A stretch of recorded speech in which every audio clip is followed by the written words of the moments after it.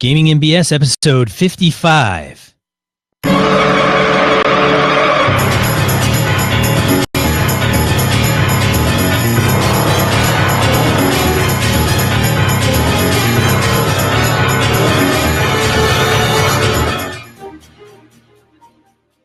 Welcome to Gaming NBS, a podcast where we talk about tabletop RPGs and other miscellaneous topics of geekery. I'm one of your hosts, Sean. And I'm Brett. Welcome back, folks. And for anyone joining us for the first time, hello. Glad to have you on board.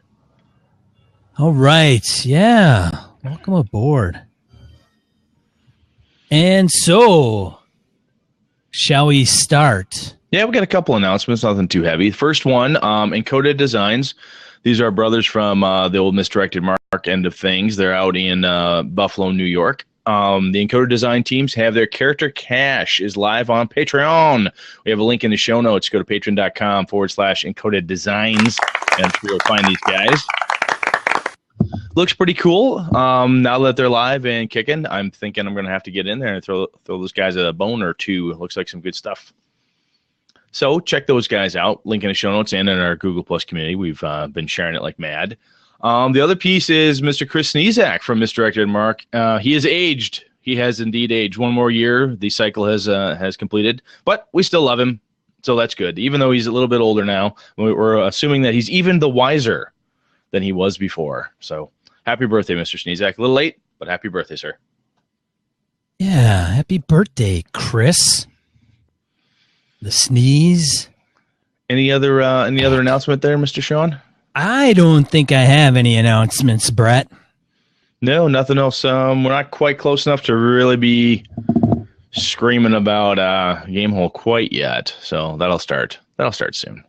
Yeah, I have to get hot and start writing up my characters and adventure for my games. Hate prep. All right, let's do the random encounter bit, brother. Random encounter, where we field comments from emails, voicemails, and social media from you. First one, Bruce Cunningham via G+, writes, a bit late, I know, but I just finished listening to episode 50. Yeah, I know I'm a little behind, but someone told me to start at episode 1 and go from there. Congrats and keep up the good work. Well, thank you, Bruce. I wonder where he heard that from. I'm not sure. But if you don't know what he's talking about, the best thing to do is start at episode 1 and listen forward. That's right. That way you can catch all the magic in the order it was designed. And it's a story.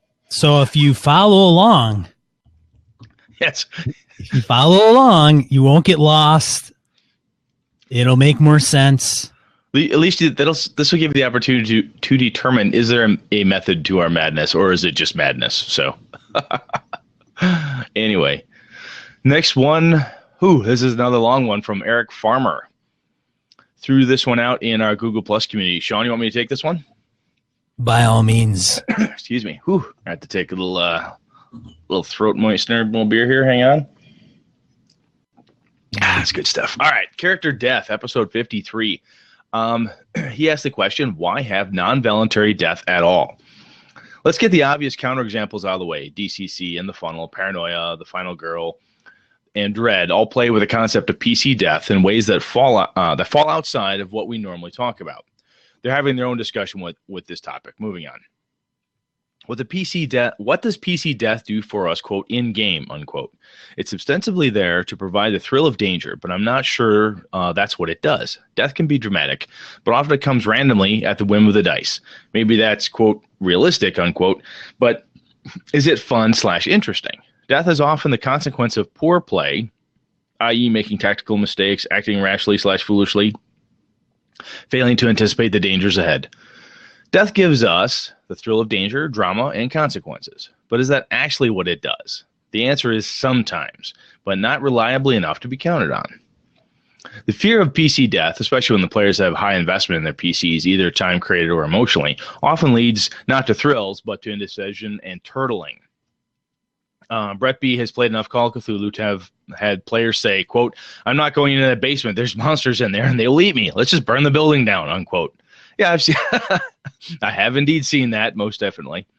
Back to the message here. It's a classic Call of Cthulhu move, and it's boring. The story's in the basement, so stop protecting your fictional antiquarian and get in there. Oh, the dramatic death, the backup dream for any adventurer. Obviously, the first dream is the Conan path. The second is the Boromir path. Either you play a game that causes you to die from a random exploding die or a series of critical hits, or you play a game that makes it nearly impossible to meet your maker. The dramatic death is a fickle mistress, and that's the problem. Well, that's a problem, excuse me. Death as a consequence is the nuclear option that all GMs have. As a remedy for poor play or out of game play, it fails to instruct because it is punitive rather than corrective. If anything, it teaches that action will get your PC killed, and that leads to turtling. Brett and Sean got into non-death consequences toward the end, and these provide danger and create story opportunities. So what's Eric on about with voluntary-only death? The advantage to a mechanic for death in games is largely illusionary. We want the thrill that we could die without actually wanting to suffer the actual fate until we're ready. If you put PC death in the hands of the players, they can choose whether they are willing to accept it at the moment it happens mechanically or not. In combination with the GM providing non-death consequences and hard choices, this can be just as potent and dramatic and much more reliably. This can also be done on a player-by-player basis with whatever people think is right for them. Whew. Sean, what do you think about that? I think that I don't know, man. It is largely illusionary, but I don't know. What are you gonna do? I think Eric's got some very good points, and this is one of those things that it's hard because you sound like you're equivocating, like, oh, I really want to have death in my games, but I want to make sure that it's a certain type of death. It's a very narrative, drama-filled death.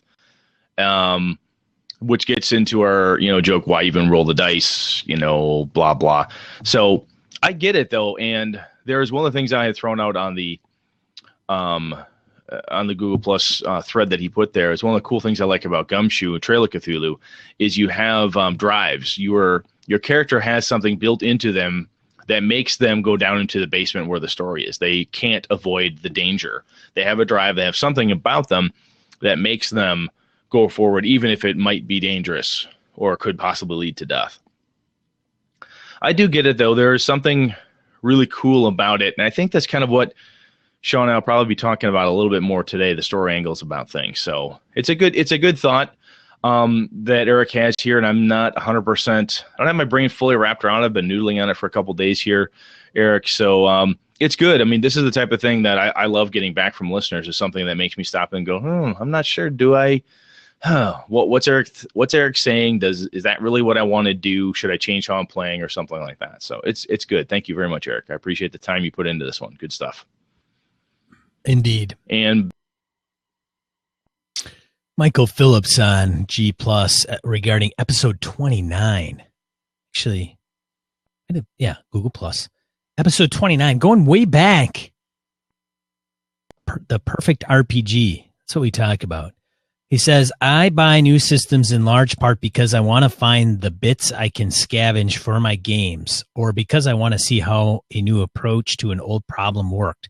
See Lords of Gossamer and Shadow, even though I own Amber Diceless. Yep, Lords of Gossamer and Shadow is basically the new and improved incarnation of the original Amber Diceless game system, at least as seen by many of the Amber players out there.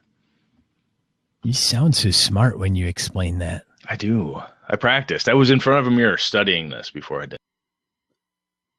So you point out Robin Laws is a person who does a lot of theme-first RPGs. Know what other games he worked on? 2 little games called Dungeons & Dragons 3.5 and Dungeons & Dragons 4th Ed have sections either written by him or based on earlier things written by him. The 3.5 DMG2 is a whole DMing section by him at the beginning, and the 4.0 DMG2 has his work in it. And the DMG1's player types material is based on his work, even if he didn't write the specific section. Absolutely. And both Robin and Ken Hite were both contributors in a way to D&D 5e. That was they've got credit in there from being not necessarily a contributor, but a consultant in that space. So when we were talking about that, if memory serves right, I may have to go back to one and listen forward. If memory serves correctly, we were talking about Robin's Feng Shui game and Rune and some of the other ones that he's done, which tend to be more, when you think Robin Laws, that's what I think of. I don't necessarily think about his D&D work. So that was the reasoning for us talking about it at that point, if I recall correctly. But yes, thank you very much. All right, word from our sponsor. I'm Phil from Misdirected Mark. And I'm Chris from Misdirected Mark, the podcast which is slightly less amazing than gaming and BS. Carrying all these dice in my hands, plus all this beer and cheese to take to my awesome gaming group in northern Wisconsin is hard. There must be a better way. Fear not, Phil. The show's sponsor, Michael Allhauser of Great Out Dice Bags, makes awesome bags for dice. Wayne the Ewok told me you could run one over with a motorcycle and your dice would still be ready to roll. Those guys would know. They also have the dual drawstring, and you can get custom colors and art printed on your bags. Like a Misdirected Mark logo? That's right. So head over to www.etsy.com/shop/grayed-out, or check the link in the show notes and use the Gaming and BS promo code to get a 10% discount on your order. Thank you, Michael, for sponsoring the show. Get a dice bag. absolutely. Or five. face flogging. Yeah, we could do that. It's one of our Patreon award levels. Patreon award level is flog the unparticipant listener. Oh, let's go into the topic, shall we? Let's do it. This is a story about Billy Joe and Bobby Sue. Two young lovers with nothing better. Now this is a story all about how my life got flipped, turned upside down, and I'd like to take a minute, just sit right there. I'll tell you. Don't listen to it. Crows are all liars. I know a story about a crow. I hate your story. So it goes. There's a story of a broken heart comes true. What a story, Mark. Yeah, you can say that again. All right. Are we ready? I think so. All right. So S. John Ross is a game designer, writer. He's done a number of different things over the years. He's on Google Plus. He's had his The Blue Room, his website, which has been out forever. He did Russia for GURPS for Steve Jackson Games. He's done a ton of things in that space. And I follow the guy, and a long time back, I wrote an article where I was able to talk with him and pull some pull quotes that I did about PDFs and RPGs and stuff, God, like 10 years ago. But anyway, I was reading one of his posts, and this grabbed my brain here. So I'm just going to quote directly from what he said on his Google Plus feed. So S. John says, quote, "So the thing is, even in traditional RPGs, I don't game for story. I'm pretty transparent about it. If you look at my work, my preferred points of focus, characters, problem solving, exploration, role-playing, emotion, tone, free of narrative goal, focused on the subjective fictional perspective, that's what gets the love. Story just isn't something I want in a game. I don't want it. You want it? Awesome. I don't. You use some of my stuff to pursue it? How cool is that? Rock on. I don't. But whenever this comes up, the response ranges from some level of surprise or disbelief to recommendations for games that focus on story, often accompanied by the declaration that I obviously totally want story, and it's just some kind of semantic confusion." So for those of you who have read anything by S. John Ross or what he's put out in the gaming sphere, he's normally not semantically confused. If he's making a statement like that, it's bold, it's declarative, and he's not bullshitting either. That's pretty much what he means, unless I'm completely misreading the man and everything else that he's ever said about it. So I read that, and based on kind of the last couple episodes we've had, kind of since episode 50 moving forward, we've been talking kind of thematically about different components, death and some of these things where we say, well, what type of story do you want to play? What type of story? What type of story does your game allow for, and so forth? And our brothers over at Misdirected Mark, they talk a lot about story or components of it. And we talk about story beats and all these things. And I thought, you know what? When I think back to when I first started playing, I didn't game for story at all. I didn't sit down with my friends and say, hey, we're going to tell this really cool story. No one ever said that. That wasn't What? that wasn't that was not a thing in our language when it came to playing D&D or Shadowrun or whatever the hell it was that we're playing. So Sean, before I go any further, what is that? When I read that out there, when you read it, what do you think? Does that hit you? Hits me in the gut, man, when you tell me you don't play for story. I mean, it just makes me keel over. Makes you sad. Somebody hit me in the balls. Nice. How can the WGG whatever group not game for story? I'm not saying I don't do it now. You do now, I'm though. not saying I don't do it now, but I was thinking back, and reading this thing from S. John. And anyway, so the other piece of this, before I go too deeper into it here, is so I did the whole, I'm going to look up story as a word. What the hell does it mean? So story is defined as either one, an account of imaginary or real people and events told for entertainment, or two, an account of past events in someone's life or in the evolution of something.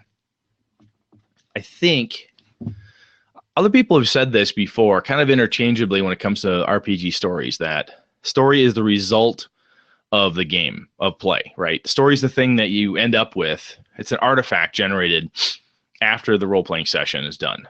I would concur. Now, that said, though, I wonder if, and I'm not positive if I'm right here or wrong, I'm just kind of musing about this. Am I or we as gamers sometimes perhaps putting too much focus on making sure that we end up with a really good story? And by that I mean, I get that we look at story beats, themes and things and through lines and how we want to make sure the game is organized. These are great organizational tools for a game master, even as a player, to be able to observe how stories work and function and grab onto them and all that during play. But is it possible, or are people conceivably focused so much on the story aspect of it that they're no longer playing the game, that they're so worried about the story that that's actually getting in the way? So I think this kind of goes to a little bit of what Eric Farmer was saying. Why have why have random death? Why not have player-driven death? And I really do like having player agency. I like players to be able to feel like they're in control of stuff and be able to do different things. But does the story sometimes get in the way of actually playing the damn game? Hey, there's nothing wrong with players thinking that they have some control. I just want to put that out there. That's okay. Brett wants to empower them. I get it, right? Wink, wink. Well, nudge, I want nudge, them to feel empowered, whether they are empowered or not. Right. Well, yeah. I mean, you can lead a horse to water, but true. So here, this is the thing about this topic, is that it's going to depend on the game you're playing, because there's actually games that are categorized story-based games. Some may refer to them as the hippy-dippy games. Yes. Some may refer to them as independent published games. Some may call them forge games. Some you look call at them RPGs. You look at see, here's the deal though, is that Fate is not an independent. I guess here's the thing. It's a hobby industry, right? Unless your name is Wizards of the Coast or Paizo, and even Paizo is much, much smaller than Wizards of the Coast, comparatively speaking, because they're connected to Hasbro and all. But where am I going with this? I'm wondering, because we'll be playing D&D, we'll be playing Rolemaster, Vampire, whatever it happens to be, and people are like, oh, we really want to make sure, that was a good, how do I do this? We want to make sure we're using all these great story elements in the development of our game, and we want to make sure that we include these story elements in the game to make sure that people have these great feature sets. And sometimes I wonder if, for me, and this is a bit of self-reflection, but as a game master, sometimes I'll find myself, I'm like so overly focused on, is this a good point in this current storyline to have this thing occur? Instead of falling back to Robin's laws of good game mastery, where he would say, what's the most interesting fucking thing you can do right now? You know, ninjas burst through the door. Ninjas burst through the damn door. Does everything have to have this overarching through line? Does it have to have the feel and approach to our games that a story does? Because RPGs are not novels. RPGs are not, I mean, the closest thing they come to, in my opinion, is kind of the improvisational theater, right? So I wonder if sometimes we're forcing a constraint on our game. Or maybe when we say we, I'm talking about me. I should say me. Is Brett forcing a constraint on his game to ensure that a story happens a certain way? Sean, what does this make you think of? I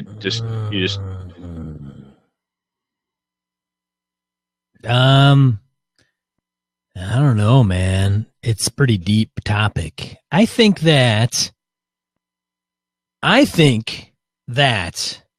the story is the residual outcome of the gaming. So I think it's going to be a matter of you run the game, and then what occurs and what is the end result and the talk of what occurred is the story. So I think that,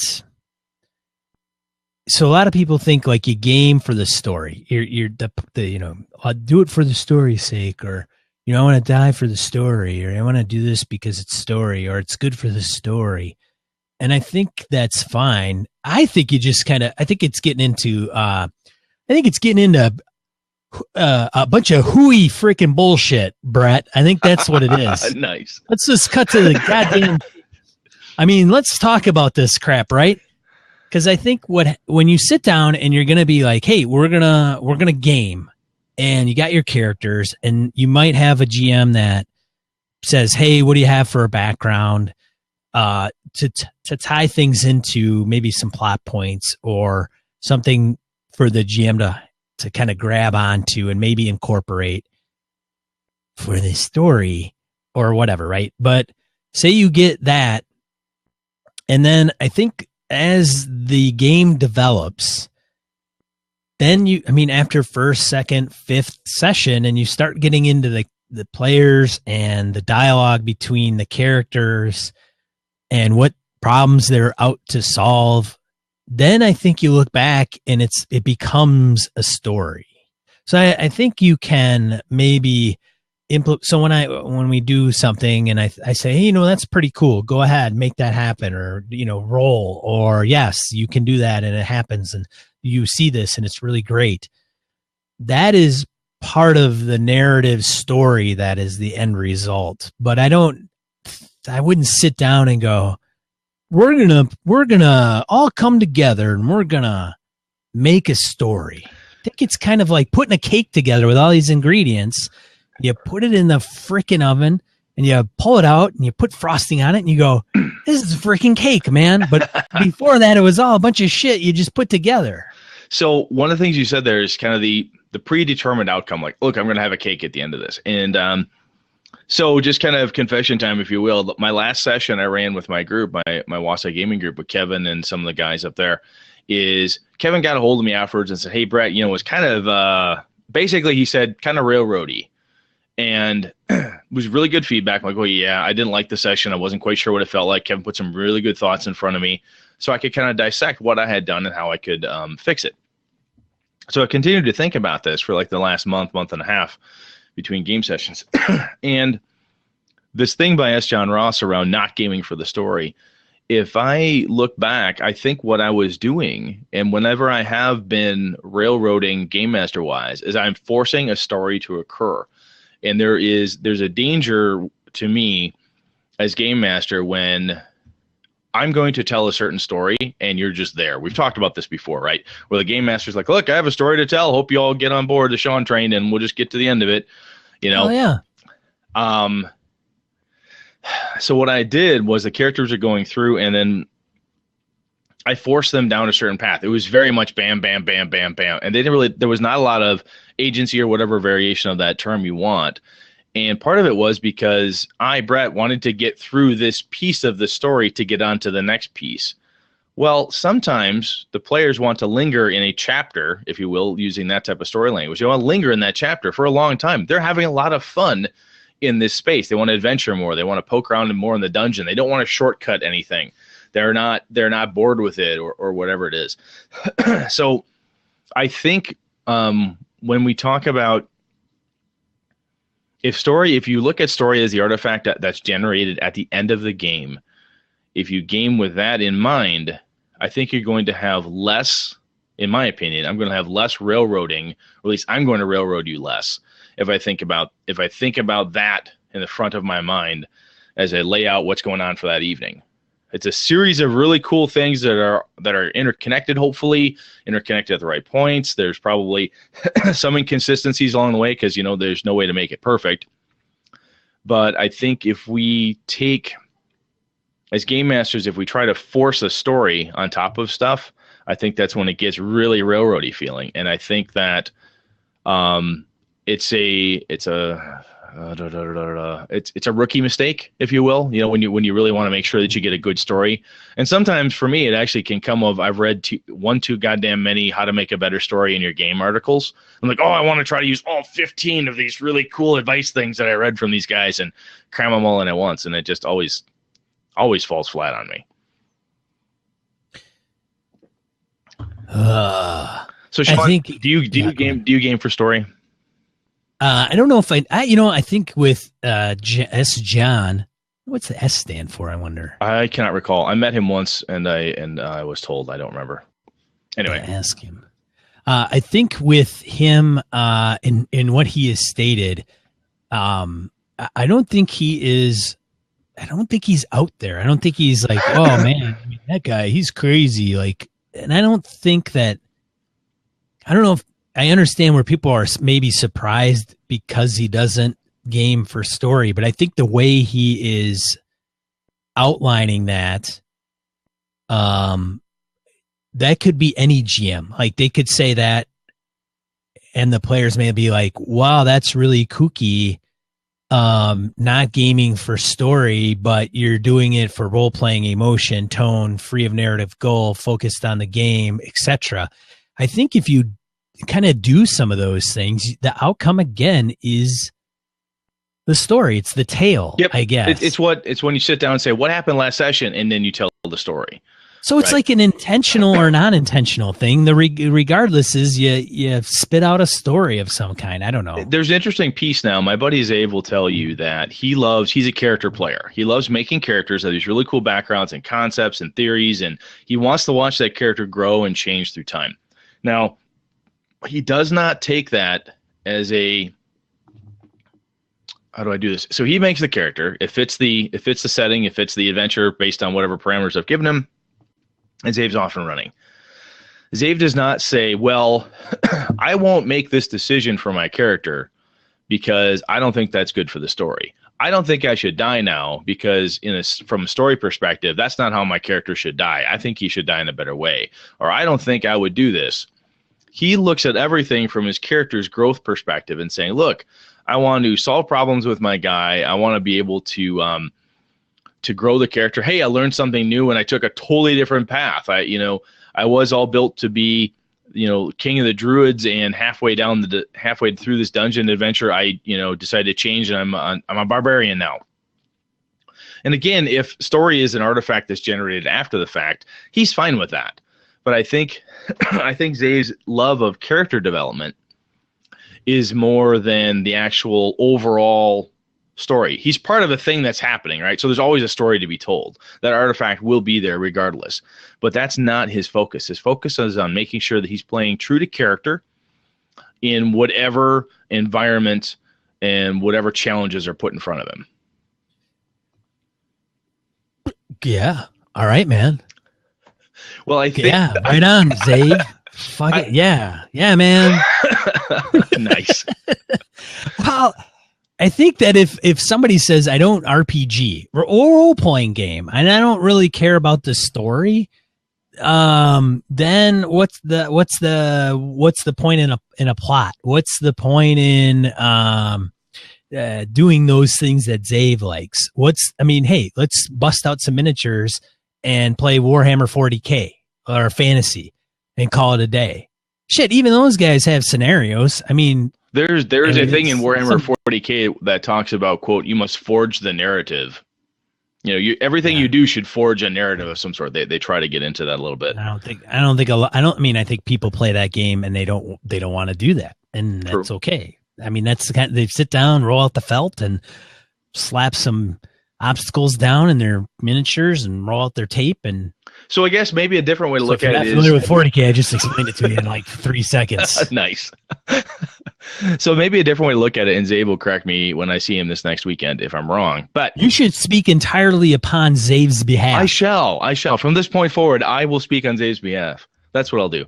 Yes. I think so. Players like him that I've gamed with over the years, perhaps the character development is the story they're telling you about their character. It's not that they don't care about the rest of the plot line or everything else. It's kind of a biography that they're working on. They're working on this character's biography, if we're going to use the story kind of story analogies. Which is a story. It is, but that's the only one that they're really concerned about, making sure that they do cool stuff that's true to their personality and so forth, an exploration of that character's development. Well, maybe if they go further, it may feel as though they're taking over too much. That's possible. Like here's kind of my character. I've got creative latitude right around here, but and it'll impact all this, but I don't want to force myself upon all that. I don't know. Anyways, continue, please. So it's goofy, I guess, to me, because part of me says that by doing it the way Zave is doing it, and some of the other gamers I've played with over the years, they sit down, they have their character, they play true to character, they're working on that biography story more than the overall story. That's my job. Put together a series of events that are connected, that have some kind of plot line they can figure out, if it's a mystery, whatever. But they don't go in there to say, I want to tell the story about the time that I beat this dragon. I don't want to tell the story about the time that we did this very specific thing. And that's what we're going to do today. We're going to tell this story. And I think that whenever I, as a game master, have come to the table with that in mind, tonight's going to be the night we tell this chapter about the time that X, Y, and Z occurred. Get on the Brett Railroad, because I just fucking slammed you from point A to point B and no stops in between. To me, the players, if they... And maybe some people do like that. Maybe they do. I don't know. And this is just something that's obviously it's not overly clear in my head. I've read this, like I said, I read the thing that S. John put up, and it's touched something in my mind that I'm like, you know what? Maybe I'm not really gaming for the story, insofar as we're going to tell a bunch of different. We're going to have some fun. We're going to accomplish different things. We're going to go through different challenges, rewards. Players will develop characters, and at the end of it, we'll like, wow, that was a lot of fun. What did you guys do? Because if I look back to one of my major fantasy campaigns I ran, both Lenny and Beta, their characters went through, and they never designed this so that we're going to tell the story about how Newt Marigold and Beach of the Torturer become friends and eventually end up in this temple somewhere. There was no preconceived notion. And I think that sometimes some of the things I'm reading online, when we talk about wanting to make sure that everything's crystal clear with our players, and we want to make sure that everything is totally out in the open, sometimes it's like you see everything behind the curtain. And we're like, we're going to tell a story tonight about the time that we played Monopoly, because we're going to play Monopoly. Like, okay. It feels very scripted, I guess. Maybe that's the better phrase. I feel like if I focus on the story during my gameplay, I'm scripting it. And as soon as I start scripting it, I lose my players. Yes. Sean, you're just glaring at me like I'm an idiot. No. I think that so Tim brings up a good point and mentions this a little bit. I go back and I mentioned Jensen. He's over in our over in a little Q&A here. I mentioned the story piece being, depends on the game you're playing. So the thing about Zave and doing what he's doing is that you could have games that incorporate that into how it's played. So one person could play, oh shit, I don't know. We compare games all the time, good or bad, different, whatever the case is. So, I mean, I think you get, and it depends. Like, you could be playing the same game. Like, two people could be playing Pathfinder and want to get two different things out of the game. But the game itself doesn't facilitate certain concepts better than other games or worse than other games, right? It's a different game. It's kind of like playing chess and Warhammer, right? Two different games. There's some strategy behind it. There's pieces that move different ways, different power, whatever, different games, still a board, pieces, whatever. Same with role-playing games. If you are playing a game, so like maybe powered by the Apocalypse engine or Fate, that is more story-driven, maybe there is so with Zave's approach, maybe it would be more incorporated into the way the game runs, and the rules and the mechanics that facilitate more of a story-based biography that he's looking for. Now, it's not to say he can't do it in Pathfinder or D&D 5e, because that's probably what he's using, or even Rolemaster, because I know he's a Rolemaster guy. But at the same time, it's almost kind of like an afterthought in some of those games. It's kind of an add-on. You're kind of like blocking it on there. You're doing it out of the role play piece of it because of the role play part of the game. I am playing a character and my character is going to do X, Y, and Z. Brett, you and I, we play with 4 different people, 5 different people, and each one, some play it, they ham it up a little bit more than others. It's funny with our group because you get the spectrum kind of, I think, and that's not a good or bad thing. It's just kind of the way the players are, is you get one that isn't really big on RPG, and then you get one that's always kind of in the character, and then you get some in the middle. So I guess what I'm saying is that going back to the game that you want to play, the actual game, there's ones you can play and incorporate that as just kind of like your shtick, your spiel as a player. Or there's an actual game that says this is how it's done, and the way it is done incorporates that as actually a part of the game and the way you play it. Okay. Right. So powered by the Apocalypse, if you're going to do something like, and we bring up Dungeon World because frankly, that's the one I'm most familiar with when it comes to the Apocalypse World. It's the only one I'm familiar with. Engine. Right. But I hope that changes someday. I actually want to get Apocalypse World and look into it and all that stuff. But anyways, there's one I'm Kickstarted, which is like a cyberpunk one I'm really interested in getting. Anyways, is you talk in the narrative speak. And so the mechanics are so simple and they're not really in the game, right? So if you want to do something, there isn't a 30-foot move. You just do whatever you want to say you do. And then it's associated with a move, and the move will tell you, you roll, 2d6, and the results will tell you with that move what you're able to do. And it doesn't even tell you hard and fast. You kind of make it up. It's like you succeed with a drawback. So what is that? And then you explain it. So the part of that goes to the story and the narrative, where I think with some games, it isn't like that. You don't have to do that, and the game still continues, but I don't think it immerses you and really fleshes out the story elements as much as some other games. So I think I've talked for like 5 minutes. No, it's okay. You can go now. That's you can go now, Brett. I think I ate up over half the show so far. Anyway. Does that make sense, dude? No, it does. No, it does. And is what I'm freaking saying. Can you understand the words that are coming out of my mouth? Yes, I do. So the other component of this is in the compromises we have to make at the table. And compromises oftentimes are not just like, hey, somebody always likes to play the ninja. He's fine. He's a fucking ninja. You're going to have players. No ninjas, no pirates. No ninjas, no pirates. No dinosaurs. We learned that from Alex. Alex Kammer, Game yes. Ball.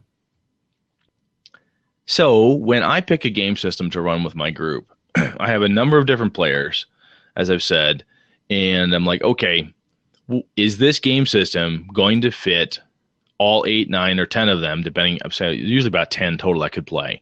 Is this going to fit the styles of the 10 players that I have? And that is a thing that stops me from grabbing onto different game systems. Because if there's a game system that is really heavy mechanical and doesn't have a lot of role-playing opportunities and everything is very nitpicky, you know, very heavy in the mechanics, that's going to irk a number of my players. I got a couple other guys that'll totally get off on that and they love it. However, is the game system I'm going to pick, if I play Rolemaster, all right, I could sign them up to play Rolemaster. A couple of them will take a deep breath and go, all right, Brett, I'll play Chartmaster with you. I'll give it a go, but please, God, tell me this isn't going to last very long. Okay, promise it's not. It's going to be a short game. All right, fine. I'll play it just to say I played it. So, or do I take the game system and hack it up a bit or whatever? So I think what I'm getting at here is you're going to have players. I'm equivocating a bit here, folks, and I know that, around do I play for story or don't I? And I honestly don't have the absolute answer myself what I'm doing, and if I am that guy. But you're going to have somebody in your group who's kind of like S. John Ross and say, look, I don't give a fuck about the story. Whatever. Story's an artifact at the end of the game. I want to see what happens. If you send 1,000 orcs in front of me, I will kill all 1,000 orcs. If you send a dragon after me, I'll kill the dragon. If you tell me I'm off and I'm hunting deep ones in Innsmouth, I'm hunting deep ones in Innsmouth. I'm a spy. Whatever. I don't care. I just want to have an entertaining evening with some fun stuff to do.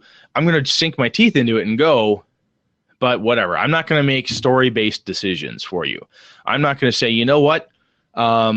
I'm not going to let the bad guy just finish monologuing for a half hour because it's a really cool story moment. No, I'm going to shoot the fucker in the eye. That's what I'm going to do. No, that's not going to happen. That's not going to happen because you won't let that. That's a bad story. Monologue. That's a bad story moment. Sean won't let you. Monologuing should trump everything. Uh-huh. It's any opportunity for the game master to stand up and just lecture. That's what we need.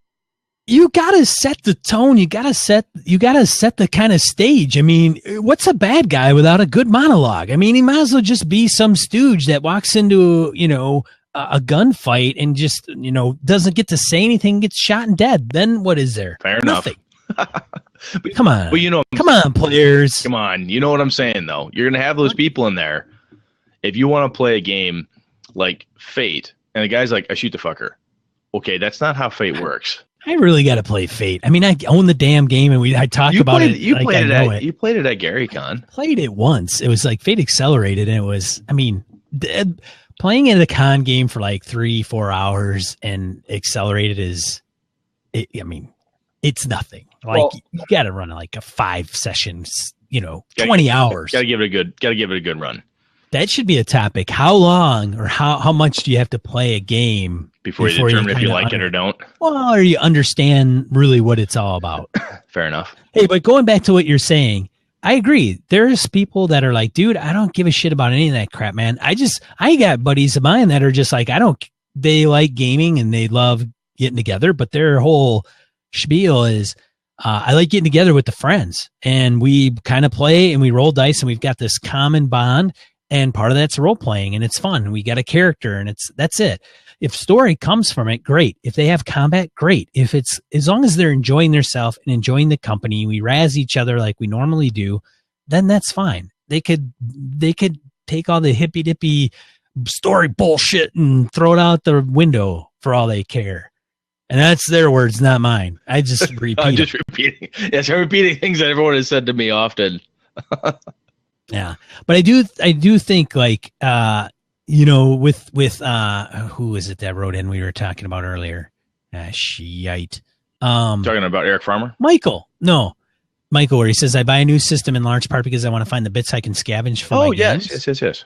You know, I think some of that goes into this is all what you want to get out of a game. Sit down with your damn players, figure out what the hell they want to do, and if they're all hip on something, and guess what?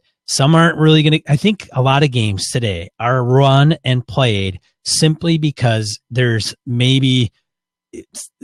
a common knowledge of the game. So D&D is probably a 3,000 pound gorilla and it's most known. So people play it because it goes back to, they play it for a variety of reasons. Nostalgia. They know the rule system.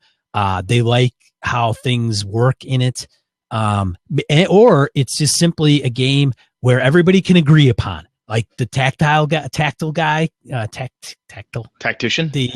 The tactician, can get in there and, move around and whatever. And then the other person could be, hey, I'm going to do story and I want to, incorporate a bunch of stuff that's really cool for the story. And so it's kind of, you get the happy medium where it kind of covers everybody okay. No, I'm with you. I think, honestly, one of the cool things that you did before our recent D&D 5e game that you kicked off was we did have the first session. All right, Steve, Brett, Jim, what do you guys want out of the game? And we said, I want to do this. I want to do that. And a couple of us said, I want to do cool ranger shit because I'm a ranger. I love rangers. And one of the reasons I want to do it is because I haven't played a ranger in a long time. And I said this, I want to do cool ranger stuff. This is neat. Yeah, I've got a cool background. I want to develop my character. I will dive in and follow the plot line that you throw in front of me, but I'm going to do cool ranger stuff. So I should have probably noted some of those things. Probably should have. Hey, fucker. It was all in the moment. Now they're like, whatever. What those guys say 5 sessions ago? Piss on them. They're going this way. No matter. Get on the train, bitches. That's right. I can only have my train effect on this goddamn soundboard. It's pissing me off. I'm like, why don't I have it? So it's goofy, but I think. So here's the deal. I think people will say, no, I like the story. The story is cool without fully understanding what some of the ramifications of that are. If you're gaming for story, in Brett's opinion, that means sometimes you're going to do something because it makes for a really cool story versus what I've heard other players do. My character wouldn't do that, which sometimes irritates, which is perhaps a different topic. Sometimes it irritates the piss out of people. Like, look, I'm playing true to my character. I'm not talking about the guy who's a crazy ass motherfucker who's like the Punisher and shoots everybody in the face. I'm just talking about somebody saying, well, you know what, Sean, your guy should leap across this chasm and do whatever. I go, dude, it says on my character sheet that I'm afraid of heights, and I don't see a need, first off, to even jump across the chasm because I've got a better idea. No, this would be a really cool story moment. Well, granted, we don't use that language oftentimes in game, but I think sometimes if you're focusing so much on the story, at least from the game master's perspective, you end up coercing and forcing people into things that they may or may not be comfortable with because we need to have, as Sean did, that initial discussion and said, Brett, what are you playing for? You want to do cool ranger shit, Brett? Okay, cool. All right, as long as you're not a complete ass, Brett, and don't, scuttle every plot line in front of me and say, I'm sorry, that doesn't sound like cool ranger shit. I'm going over here where the cool ranger shit is. Well, I don't know if I remember saying this, but I should have said, what the hell does that mean? You did. Right. Well, shit. Did I say that? You did. You said, okay, like, what the hell does that mean? Oh, ranger shit. All right, Boromir. What the hell does that mean? I don't know. That's not Boromir. It's Aragorn, you dumb fuck. Anyway. I don't know. Who's that? Who is that? Is that the guy in the... Get out. Is that in Harry Potter? Is that Harry Potter's sidekick? Why do I talk to you? I don't understand this crap. So much. Anyway. Yeah, so, right. Story. I got it. I think it's... like I said, man, I think it's all about, so if we say, okay, what's story? So you got the definitions there, an account of imaginary or real people and events told for entertainment, right? Mm-hmm. Yeah. That I think comes after the fact, right? Because you tell about the story and the events, imaginary people or real people. So right? You're kind of building it maybe. And then you give birth to a story at the end. I think you fart a story at the end. I think that's the key or operative piece here is it's post fact. It's an account of past events is what happens. So yes. You do some cool shit. Don't be a dumbass as a player and don't be a dumbass as a game master and not have cool stuff happen or don't ignore the cool stuff. However, in my opinion, it shouldn't be because, well, I want to make sure we have a good story at the end because that's an odd thing to me. It feels like it's this weird governance body that hangs over you. Just go, look, I'm playing. It's meta. It's meta. It's totally meta. But the other piece is like, look, I'm here to play the game, and we're playing Dungeons and Dragons. We're playing Star Wars, and I'm a goddamn Jedi. We're playing Star Wars, and I'm a undercover Sith Lord. I'm fucking force choking some bastard at some point because that's me, and this is going to be cool. I don't care that it makes for a good story. I want to play the character, and I want to do exciting, entertaining things within that parameter. By doing that, you're going to end up with a cool story, right? So even if you don't like it, and at the end of it, you're like, look, I don't care. You guys could tell the story all day long. I don't give a shit. That's fine. But I think having it feel like a governing body over the top of my head, at least for me as a game master, maybe this is just Brett's personal stupid fucking hang up. But when I do, if I worry about that too much as I'm game mastering, I fuck up my game every time. Yeah, I gotta push that off to the side and just go, you know what? I'm gonna fucking game. Story's an artifact at the end, and I'm cool with that. GMs get caught up with too much bullshit. Just put it out there. Let the players give them the options. Let the players do their thing, and at the end, it'll be cool or not, and it'll be something you want to shit can or something that'll be talked about for years to come. I don't know, or not. I don't know. But I do agree. I agree with you, man. It's this governance bullshit that doesn't need to be around. Just play the game, do your thing based on what you feel as though you want to do, and it'll all it'll all work itself. It'll totally work itself out. So the cool piece though is that I shouldn't say the cool, but there's one of the pieces that is really cool about current game master help. Right, when you read articles and stuff, people are, hey, take this story beat concept. Take this concept of how authors and directors and other writers have developed things to help you in different aspects. Yeah, so you could be like every other story author and everything else. Yes. Like, hey, you want your shit to be exactly like Lord of the Rings, man? Read those books and do a friggin' adventure just like that. But where I'm getting started. All right. We're extensible here. Extensible, totally. Anyway, what I'm saying though is that I think when we read those bits of advice, I know, and I'm guilty of this. I read this stuff or I see it and I go, you know what? I really want to make sure I do these, like I said earlier, these 15 things. Dude, well, back it the fuck off. Is there anything broken with your game right now? Am I doing anything wrong insofar as is anybody not having fun? No. Well, because you make people have fun. You thump people over the head and shit. You threaten them with violence. Well, yeah, don't you? Wow. Yeah. I haven't tried that because I don't think I can back it up. Well, wuss. Anyway, I don't have the belt rank you do. Oh, whatever. Anyway, I don't honestly threaten a lot of people all the time. Don't let them bullshit you. Nice. I'm gonna record us one of these times. You won't even know. And I'll put it out there, people. We are recording it now. Oh, you're talking about in the game. Oh, in the game. In the game. Fuck, that's not good. All right. My lawyer told me he needs proof. Anyway, he needs something to take to court with him. Anyway, what I'm trying to say is that if there's nothing wrong with your game and you're like, look, we always end up with a really cool story afterwards, people after the end of it go, boy, that was a great game, Sean. We had a lot of fun. I like the time we stormed this bandit thing. Hey, we had a cool, remember the freaking wild boar that damn near killed Austin because Austin wouldn't sleep in the tents because he forgot a tent and he was going to be tough ass paladin sleeping in a ditch somewhere and he got mauled to hell. That's a funny event. It's a cool story.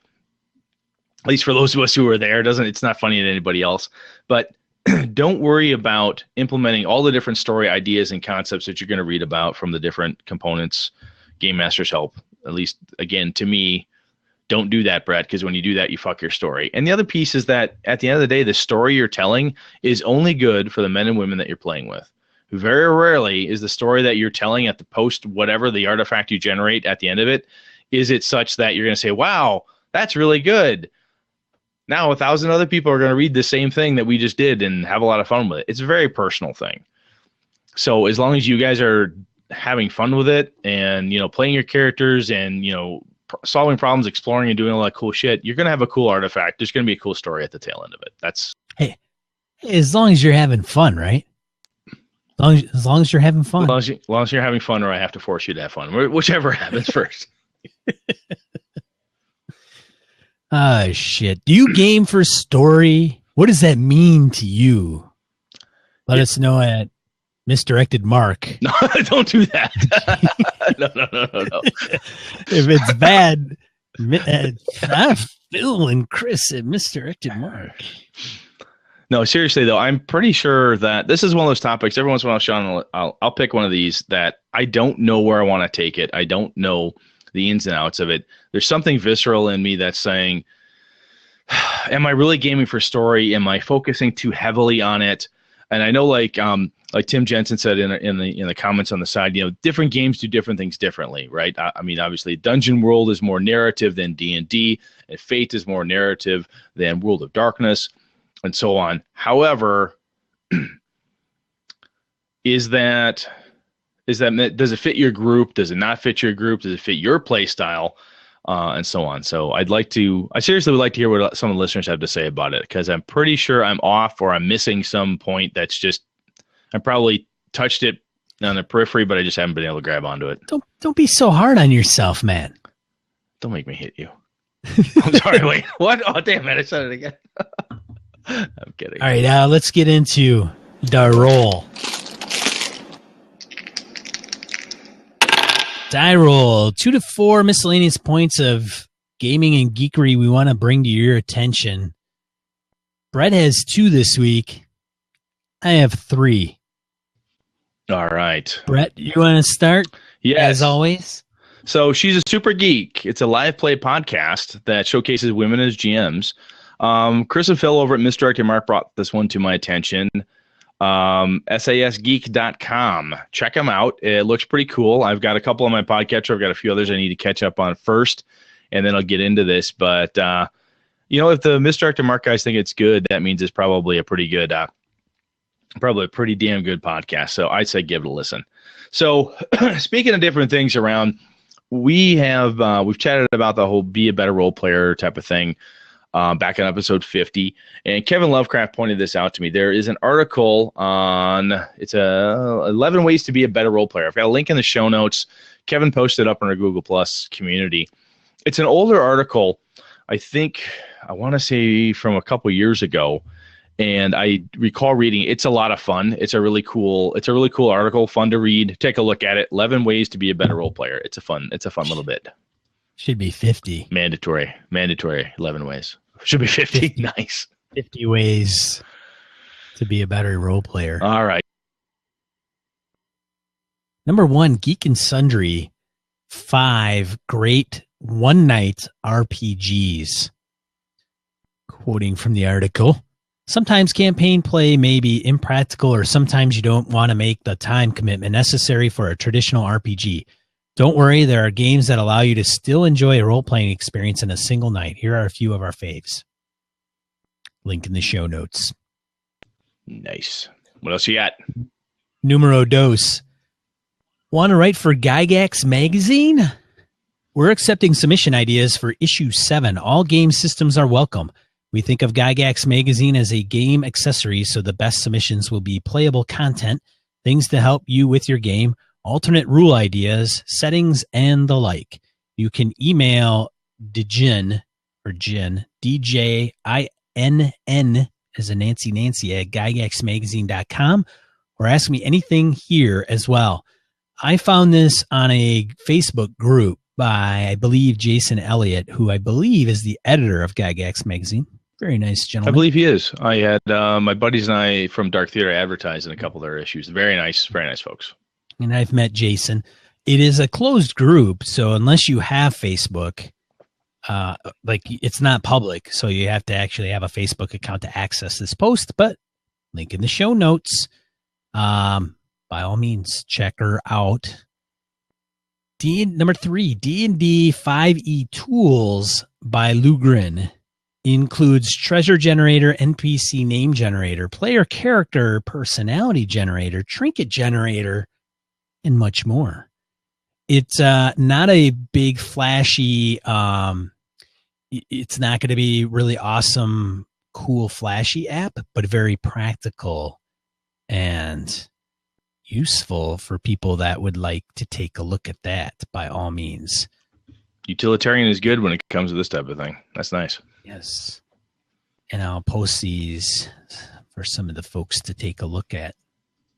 But anyways, that's all I had for this evening. Is anything from you, Brettster? No, just want to thank our utter BSers, Joe Swick, Kev Thulu, and Jeff Rademacher for being Patreons. So thank you guys very much. I appreciate it. As well as some of our other Patreons. Absolutely. Patrons. Yes. All right. Yeah. So, Story, let us know. Hey, if you like this show, hell, if you don't like the show and you don't like me or Brett, Mostly. tell somebody else. Tell somebody like, I don't like these two guys. You got to listen to them. Don't tell me. You'll crack my fragile ego. That won't help. All right. But otherwise, let them know about us, see, and have them make a judgment on their own. Other than that, I'm one of your hosts, Sean. And I'm Brett. Thanks for listening.